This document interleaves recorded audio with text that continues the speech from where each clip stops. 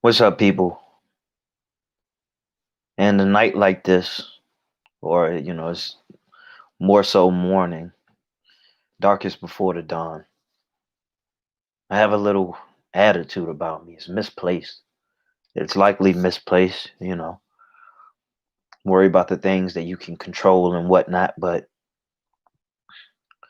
there's this thing about me where I internalize the world. I internalize the world's suffering, and well, that's a great deal of what Stoicism is for. It's for uh, finding ways to maneuver through the suffering that you endure, that you feel. Uh, I need to I am getting better at preparing for such a thing, but not where I need to be. It's very easy to get consumed by the negativity. What's been bothering me tonight is that I can feel that we are on the precipice of something major, and I feel like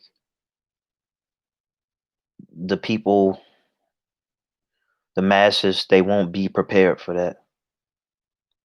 I don't think there's a way they can be prepared for that when the media keeps it away from them. It's unfortunate. And you would think seeing these things coming would make it easier. And I guess to some degree it does. It makes it easier for the individual who can see these things coming. But when you internalize the suffering of the world and the suffering of the people around you, I don't know how much easier it gets. But anyway, I want to continue this reading and expounding of Stoic quotes. And by the way, and I'm not moving fast enough, but if this channel gets removed, just look up "flawed" and "found" with Milo Nowhere, wherever podcasts are streaming. What you will find is that it's a lot of what I already had on this YouTube channel. Some originals, not many, maybe a handful. But if this gets removed, then that's where I'll be. And I don't know if that doesn't work out, then maybe I'll build a website. Um, so just felt the need to say that I'm updating it, but I have a ways to go. I have to add like over 100 more pieces to that. But whatever. Okay, so where we left off, I don't even know where we left off. Okay, no, I do know. And it was a quote from Conor McGregor. It said, "The more you seek the uncomfortable, the more you become comfortable." All right. And so the next quote is from Albert Einstein. Failure and deprivation are the best educators and purifiers. Okay, so let's talk about purifiers first of all. What that means to me, what it translates to me is that the obstacles that you endure, the trials and the tribulations, they keep you honest. They humble you if you will allow. Now, I know people personally who are going through it, but their pride won't allow for them to take in the lesson. Now understand. Now remember that the quote said failure and deprivation are the best educators. So I'm talking about learning. You're supposed to learn from these trials and tribulations. If you don't learn anything, you're gonna be the person trying to cover up stink with Axe body spray, for example. You know what I'm saying? You don't learn from anything, then you will be the last one to realize that no one believes your facade or that your facade isn't working for you. You know, it's just something to hide behind, but it's like a kid when they get mad at you and they try to hide behind a pole, acting like, well, because I can't see them, they can't see me, but we can see you. All right. And it's pathetic. All right, not to the child, but to the person trying to hide instead of learn. Pride is a very dangerous thing, and it's also a great teacher. And so every time you feel beaten down, every time you feel like you're at your lowest, it's a great opportunity to learn and build up your character. It's great character development. You will find that some of the most kind people in the world, they really been through it. They've been through a lot of shit, so much so that they don't want anybody to share in it. They don't want anybody to be a part of it. They don't want to put anybody else through it. So if pain isn't enough to keep you honest, then and it isn't enough to teach you, then you are choosing to avoid the lesson. You are choosing to endure the pain by running, and you're just prolonging it in even greater pain and a life of ignorance. You think some people will grow out of that, but they don't. And as time goes on, I guess it really kind of does become easier and easier in a sense to run. But the fact of the matter is, when you get the bill or the receipt from a life that you live, you realize that you didn't live life at all. You spent it in a box, a bubble, a circle in a drain. It's that personal notion that when things get too mundane for me, I get disgusted rather easily. Um, and it kind of forces me to do something else. I get uncomfortable with things like that because I don't want to live an ordinary life. Not yet. Not yet, at least. You know, things haven't gone the way I wanted it to. But, but what I meant to say was that if you have not found a great deal of wisdom from the pain you went through, then you didn't allow it to get close enough to you. You know, a lot of people will look at something like pain, something like hurt as only negative. You know, why are these bad things happening to me? You know, and then you start comparing yourself to other people, and you kind of dwell in it. You dwell in the feeling, but never in the message that can be taken away from it, the perspective that can be gained from such a suffering, from a heartbreak. Because if you gave it more time, if you gave it more attention, you would actually realize what you missed, where you went wrong. And in every failure, I realized that there's a couple of critical things that I took for granted, that I missed, that I didn't pay attention to, that was there, or maybe I did acknowledge it, but didn't understand the severity of it. And that's what caused me. And this is why every conversation that I seem to have, it goes back to the chessboard, because the chessboard reveals your flaws. It reveals where you are failing. Thing is, people hate failure so much that they will try to only engage in things where they know a win is pretty much guaranteed. And that's pretty much just like playing a game like Madden or something. You just playing on rookie, just so you can see a W beside your name. No challenge at all. It may boost your ego, but ego is not enough to fulfill your potential, to satisfy you completely. It'll just have you talking the talk. You may get in a conversation, and this is superficial, but this is just what's on my mind right now. And so let's say that the game is Madden, and like I said, you only play on rookie, you go undefeated, you win the Super Bowl, and you talk to one of your friends or something, like, you playing the season or something? And he says, yeah, I'm playing the season. He's like, how'd you do, or whatever, I don't know. And he says, well, man, I went 11-5, made it to the playoffs, lost in the Super Bowl. And then you go, shit, I went undefeated and I won the Super Bowl. But what level are you playing on? What level is he playing on? All right. And that's the dangers of the ego. Have you thinking you so far ahead? I think you further ahead than you really are. All right. So it's a poor example, but I like to run with things and see where that takes me. But You have to learn from these challenges, or you'll get nowhere. So let's see. Next thing. Uh, if it's endurable, then endure it. Stop complaining. Marcus Aurelius. Clearly, something uh, that probably most of us need to work on. Inconveniences are, well, inconvenient. And especially as somebody who has a child now, with that comes a lot of resistance, you know, where I would rather be lounging, she kind of forces me to get up.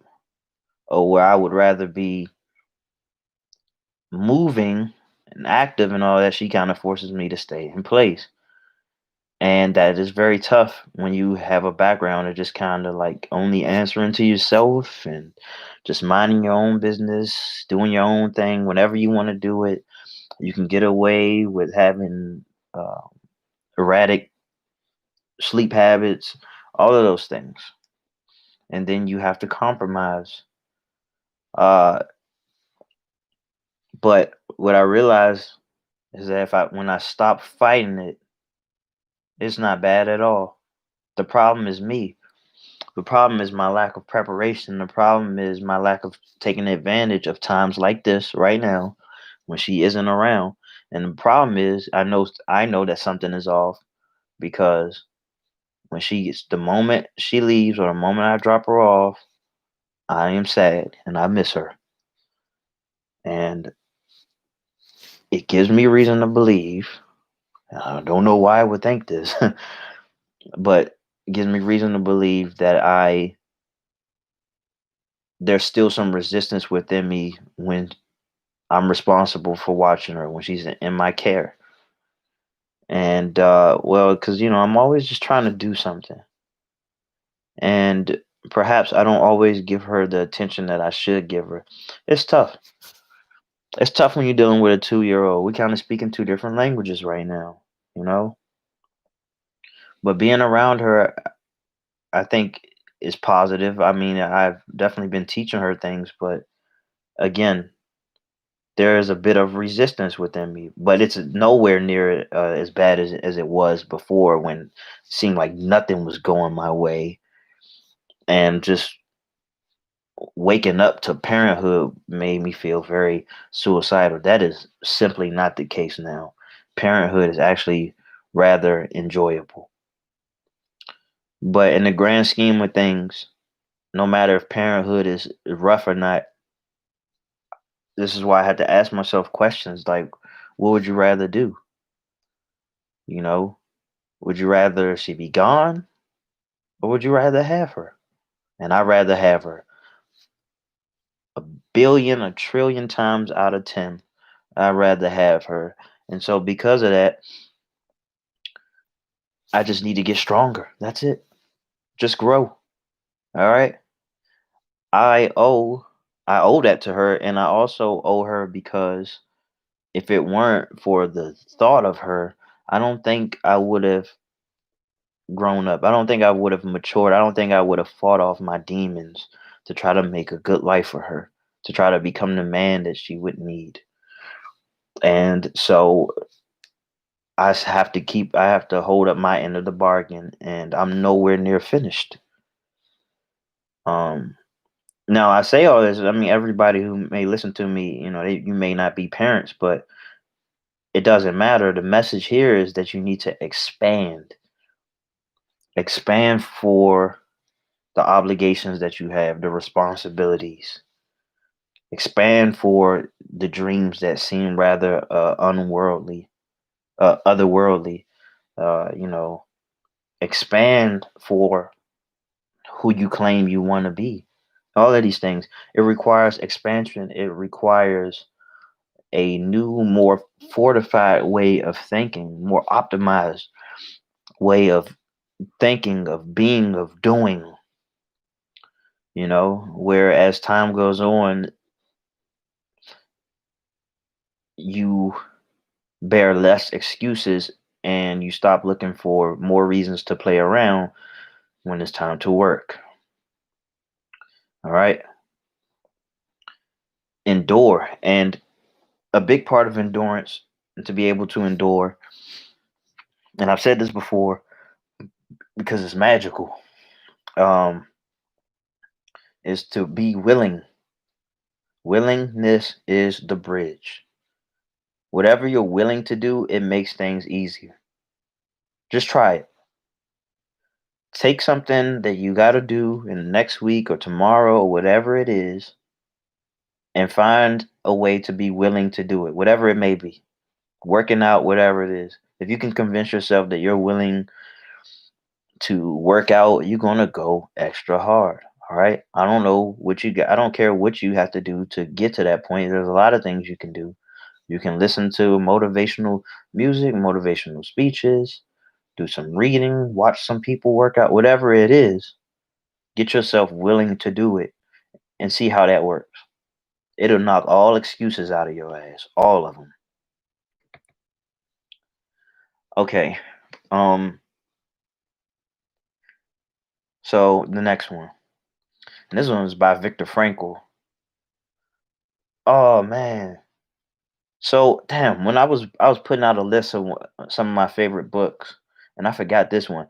Viktor Frankl wrote "Man's Search for Meaning" or "Man's Search for Everything." "Man's Search for Meaning," I believe, about his time in Nazi Germany and how he survived it. Powerful stuff. Really puts things into perspective. I'm big on that, and I'm big on exposing myself to things that put things that will put what I go through into perspective. Between stimulus and response, there is space. And that space is our power to choose our response. I don't know. The quote alone seems pretty vague, because you don't have the full context. So let's try to break this down. Between stimulus and response. Let me pull up the exact definition of stimulus.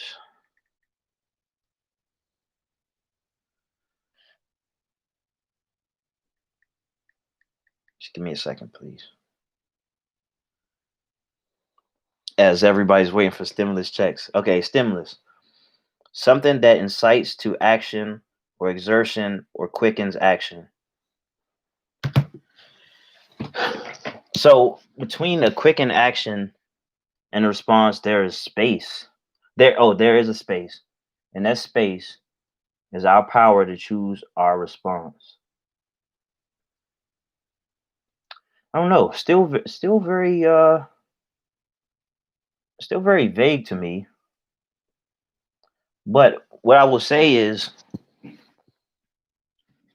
that there is obviously a space in between what you go through and what you can decide to do as a result of it, and that is the most pivotal moment, because within that time you can willingly or maybe unknowingly take that time away from you by reacting. And this requires a great deal of preparation before these events even happen. And that's why it isn't enough that when things are going good, you just ride with them, because things can turn sour and leave you lost. And this happens with many people. This happens when you think you got a stable job, and all of a sudden, layoffs. And all of a sudden, they don't want you anymore. All of a sudden, they're going with younger people. These are the things that you got to prepare for, that will shorten the time that it would take for you to be able to respond.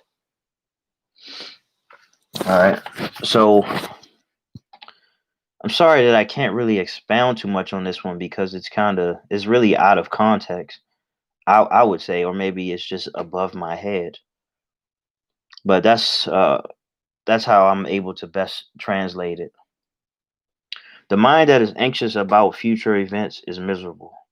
Seneca. Okay. So obviously, if you know anything about me, I'm big on the power of now, living in the moment, Eckhart Tolle type thing.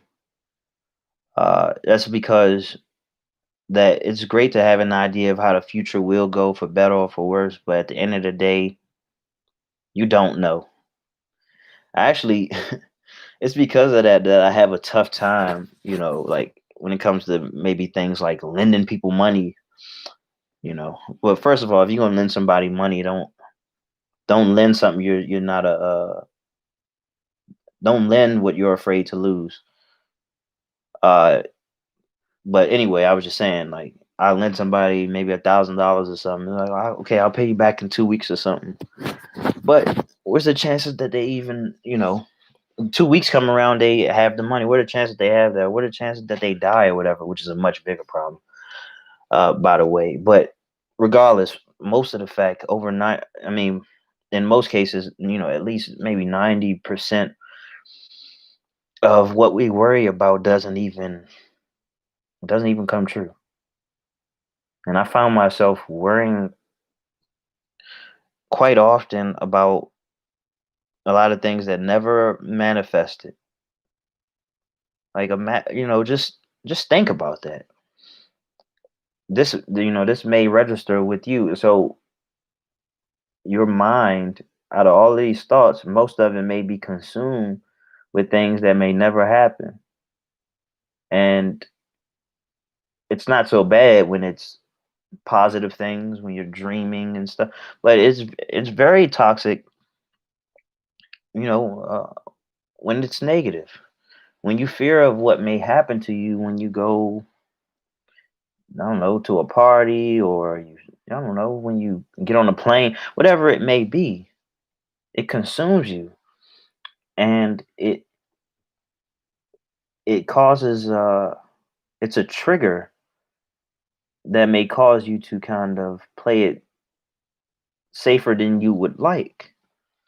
And a life of chase and safety, I mean, maybe it'll keep you alive till you're 100, but it won't be very fulfilling. It won't be very fulfilling. And flat out, if you live in fear,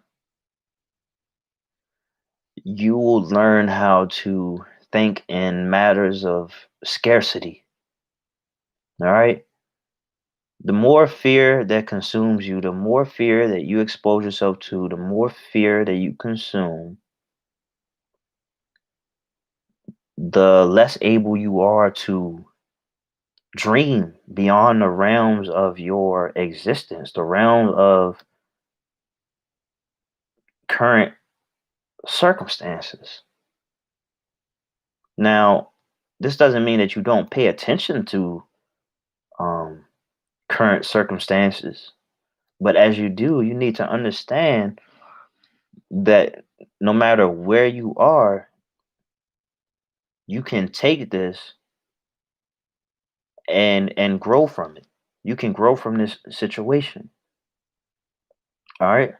So if I had to just throw a dart and pick an example, heartbreak, and whether if you say you got dumped, I know what that feels like. It's very empty. It hurts. It makes you hate the world. It takes the flavor out of your food. It takes the color out of pictures. And then so you need to dissect what led to that heartbreak and what can you do so the chances of that happening again are cut. I mean, heartbreak comes from all angles. So, again, so I'm talking about relationships. And maybe you say that you were a fool for relationships and you prioritized it too much. Well, there's nothing wrong with prioritizing a relationship, but it is if it comes before certain things. If it comes before your own well being, or you make yourself too available, or you become too dependent, or you put it before your career and you make career decisions based on a relationship that may be um, temporary. But this is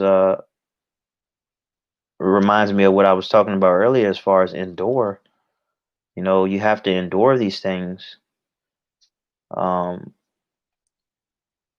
for the simple fact that, well, it's probably going to be unavoidable. Like a heartbreak from a breakup in a relationship. You can try to fight it off. You can try to bury yourself in alcohol or substances or writing, I don't know, sad comments so people can pity you. But eventually you're going to have to face it, you know? And so it's just better to do it right away, taking as much advice as possible through your reading, whatever it may be. But you have to make a plan to get back to what it means to be you and even better. All right. You may come to the conclusion that the relationship was the carriage and you put it before the horse. All right. So you got to make sure that these relationships are just kind of bonuses when it comes to your way of living your life. You don't want to build your identity around a relationship. All right. You don't want to compromise yourself in a way where you lose yourself. And it is said that the average person loses, I don't know, I think two friends or so when they get into a relationship. All right. It's because they get so consumed. They get so consumed with it.